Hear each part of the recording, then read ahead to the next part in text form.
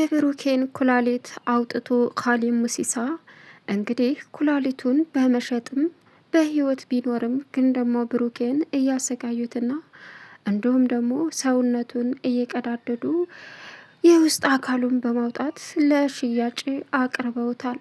ብሩኬ አሁን ከሞቱት በላይ ካሉት በታች ሆኖ እየተሰቃየ በሚገኝበት ሰዓት መድብል እንዲሁም ደግሞ ሞገስና ምሳሌን ያስጠፋው ልጅ እዛ ግቢ በመሄድም ላስመልጡት ቢሞክሩም ነገር ግን ብሩኬ መንቀሳቀስ መሄድም ስለማይችል በሚያሳዝን ሁኔታ እንዲሁም ደግሞ የተኩስ እርምታ ከነ መድብል ላይ በማውረድም እነ መድብል እድሉን አግኝተው ይዘውት ሊመጡት አልቻለም። አሁን ብሩኬ በእነሱ እጅ እንደሆነ ምንም ጥርጥር የለውም። ምንም መንቀሳቀስም ሆነ ራሱን እንደፈለገ ማዘዝ ስለማይችል የሰውነቱን ወይም ደግሞ አካሉን እየቆራረጡ አውጥተው የሚጠቅመውን መሸጥ እንደሚችሉ ኩላሊቱ ተሽጦም ለጥቅማቸው እንዳዋሉት ነው። አሁን ዝና መድብልና እንዲሁም ደግሞ ሞገስ ሌላም ያ ምሳሌን ያስጠፋው ልጅ አብሮ እዛ ግቢ መሄዱን ስላወቀ ከመሀሌት ጋር ደውሎ እነ መድብል በዚህ ሰዓት የሆነ ነገር የማይሆን ነገር ለማድረግ እየሞክረው ነው። በዚህን ሰዓት ደዊና እስኪ ቤት ውስጥ መሆንና ለመሆናቸውን አረጋግጬ ሲላትም እማን ጋር እደውላለሁ በዚህ በጨለማ አለችው። ሰላም ውድና የተከበራችሁ የዙዙነት ሚዲያ ቤተሰቦች እንዴት ናችሁ? ልይ ሰላማችሁ ይብዛልኝ።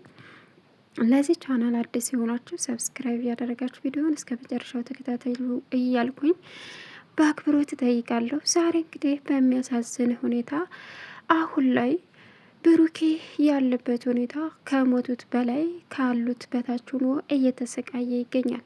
ምክንያቱም እነሱ አሁን ላይ ብሩክን ኩላሊቱን አውጥተው ለሽያጭ በማቅረብም ጥቅማቸውን አስቀድመው እሱ ጀሰዱ ብቻ እንዲኖርና እንዲሰቃይ አድርገውታል።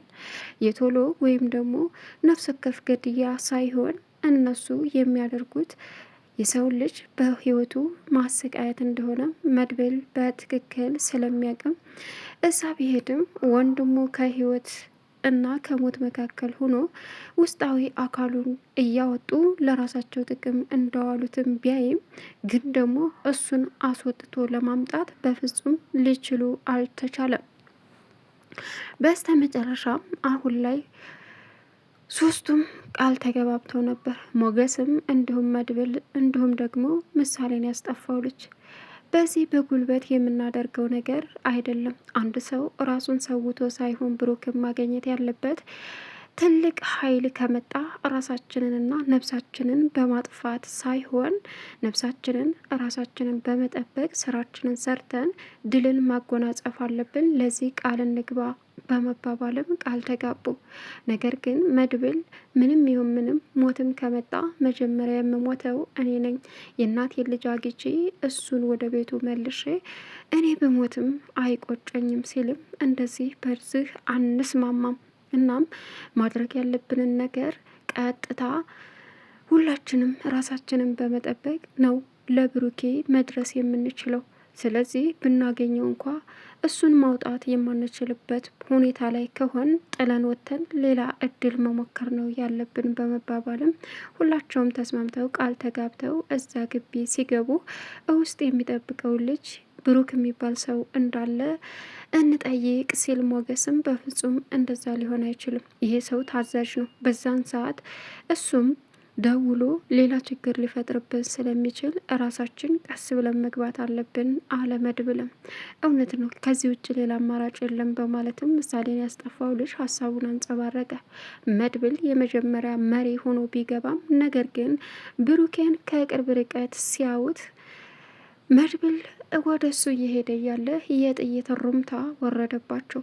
ምክንያቱም የጥይት ሩምታ ወርዶባቸው አንደኛው አንድ ነገር ቢሆን ህይወታችንን አሳልፈን ሳይሆን ለብሩክ የምንደርስለት ህይወታችንን በመጠበቅ ነው በመባባል ቃል ገብተዋል። አሁን ላይ ብሩኬን ወደ ራሳቸው ለማምጣት ስላልተመቻቸው ወደ ቤታቸው መልሰው አምጥተውታል። ሌላው እንግዲህ አሁን ምሳሌ የአባቷ ትውስታ የአባቷ ጋር የምታደርጋቸው ሪአክሽኖች ትዝ እያሏት እንቅልፍ ነስተዋት ቁጭ ብላ ታድራለች። ሌላው ቅድስት መድብልን ጠየቀችው። አዲስ ነገር አለ እንዴ? ምንድን ነው?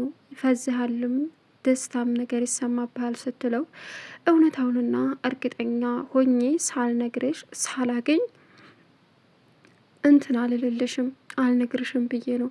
የሆነ ከሰሞኑ አዲስ ነገር አለ ዛሬ ማታ አላት። ምንድን ነው እሱ ስትልም ብሩኬ በህይወት መኖርና አለመኖሩን ለማረጋገጥ የምንሄድበት ቦታ ማታ ከነ ሞገስ ጋር ተቀጣጠር ያለሁ እዛ ቦታ ላይ ገብቼ ብሩክ መሞት አለመሞቱን ማረጋገጥ አለብኝ ሲላትም አረ ሰይጣን ጆሮ ይደፈን ብሩክ አይሞትም አለችው።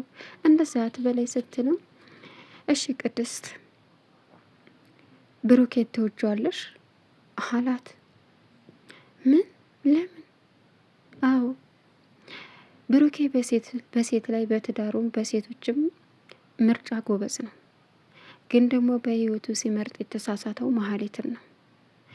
ሌሎቹ ግን አንቺ የመጀመሪያ ምርጫ እንደምትሆኚ ምንም ጥርጥር የለኝም። ስለዚህ እሱስ እኔ እንደሚወደኝ ውስጤ ይነግረኛል። ግን ደግሞ እኔም ደፍሬ እንደዚህ ነው ብዬው አላቅም አለችው።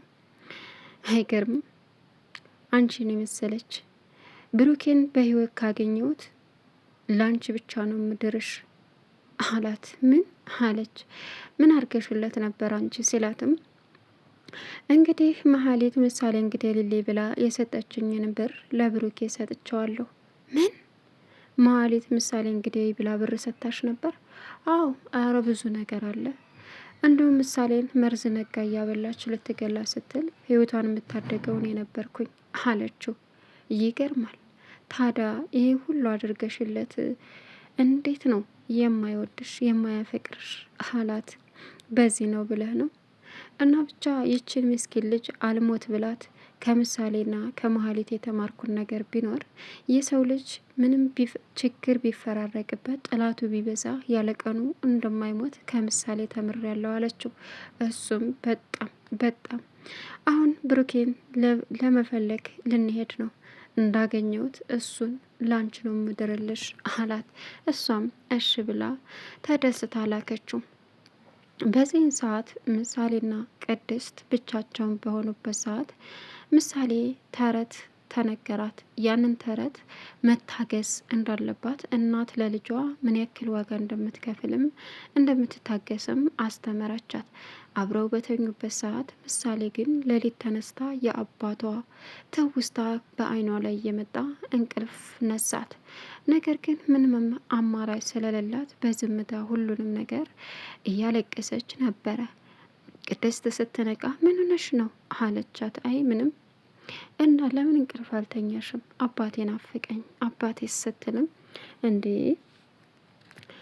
ምንድን ነው አባቴ ታይላንድ ሄዶ አይደለም አይደል አለቻት።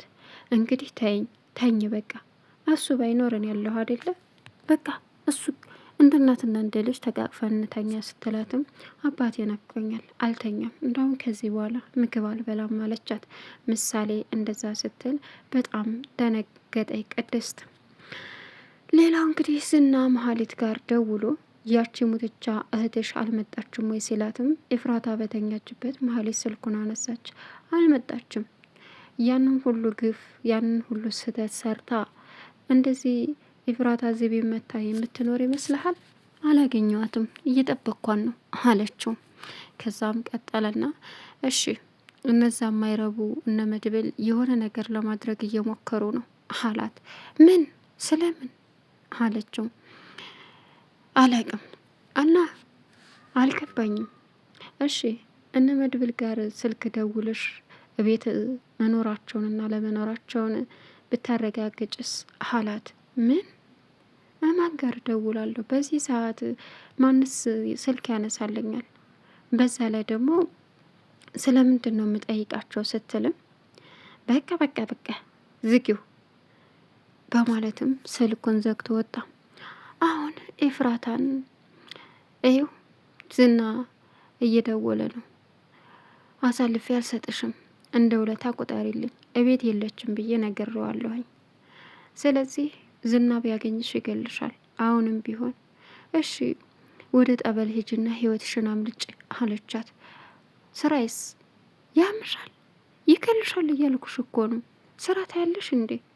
እኔ እንዳይረጋ ያርጉኝ እንጂ ስራዬን ጥዬ አልሄድም። ተገደሉም ይግደሉኝ። በቃ ወይ ወደ ጠበል ሂጄ ልረፍ እንዴ? እዩልሽ። አዎ እሱ ነው የሚሻለኝ ስትልም አልሄድም፣ የትም ቦታ አልሄድም፣ እዚሁ እንደፈለጉ ያድርጉኝ አለች። ይህንንም እስካሁን የቆየሽው እኮ መድብል ዝና በማምለጡ ነው፣ አልበለዛ ግን ወዳው ነበር የሚደፉሽ አለቻት። እስከዛው ድረስ በስጋት መኩኝ፣ እንደፈለገው ያድርጉኝ። እንግዲህ ምንም ማድረግ አልችልም፣ ግን አንቺ አሳልፈሽ እንደማሰጭኝ ይህንን እንደ ውለታ ቁጠሪልኝ አለቻት። ኦኬ አለች ማህሌት ኤፍራታ። በዚህን ሰዓት በጣም በሚከብድና በሚያሳዝን ሁኔታ ምሳሌ በጣም እያዘነች እያለቀሰችም ትገኛለች። ግን ደግሞ ምን ማድረግ እንዳለባት እንኳ የማታውቀው ምሳሌ አሁን ላይ በአባቷ ፍቅርና ናፍቆት እየተሰቃየች ነው። ብሩኬን እንግዲህ ዘው ብለው ሄደው ለማዳን ቢሞክሩም የብሩኬን እግር ደም በደም እያደረጉ ሲያስፈራሩትና ሲያሰቃዩት እንደሚውሉ እንዲሁም ደግሞ እያንዳንዱን የአካላቱን የውስጥ የሰውነት አካላቱን እየቆራረጡ መጫወቻ አድርገውት በህይወቱ ላይ እየቀለዱበት እንደሆነም እንግዲህ በየነው ቪዲዮ ላይ በጣም አሳሳቢ ነገር ነው። ይህንን ያየው መድብል ወንድሙን ከዛ ህይወት ውስጥ ለማውጣት ወደ ኋላ ማለት እንደሌለበትና እስከ መጨረሻው መጋፈጥ እንዳለበት ቢወስንም ግን ደግሞ ሞገስና ያኛው ልጅ የማይሆን ነገር ነው እባክህን በማለትም አሁን ላይ ወደሱ እየመለሷቸው ይገኛሉ። ነገር ግን ተመለስ ቢሉትም በፍጹም አይሆንም፣ አልመለስም ወንድሜን ሳሊዝ እያለ በሚጮህበት ጊዜ ልታስበላን ነው አንተ በማለትም እንግዲህ መድብልን በግድ ይዘው ወደ ቤት ቢመጡም አሁን መድብል ይበልጥ እንኳን ሊረጋጋ በሀዘን ልቡ ተሰቃየ። ወንድሜን ምን ነው ባላየሁህ በህይወትህ ባይህም ተሞክ እንደ ሞክ እንጂ እንዳለ አልቆጥረውም። ይሄን ሁሉ ስቃይ እያሳለፍክ እኔ ላንተ ምንም አላደረግኩልም ወንድም እያለ ሌት ቀኑን ማልቀሱን ተያይዞታል። አሁን ላይ እንግዲህ ቅድስት ምን አዲስ አለ ብላ መድብልን ጥያቄ ስታበዛበት መድብልም ምንም የተፈጠረ ነገር የለም ሄድን ፍለጋ አላገኘነውም አላት። እሷም እባክን መድብል እባክን የተፈጠረውን ነገር በማለት ልመናዋን ቀጠለች። እሱም ምንም የተፈጠረ ነገር የለም አዲስ ነገር የለም በማለትም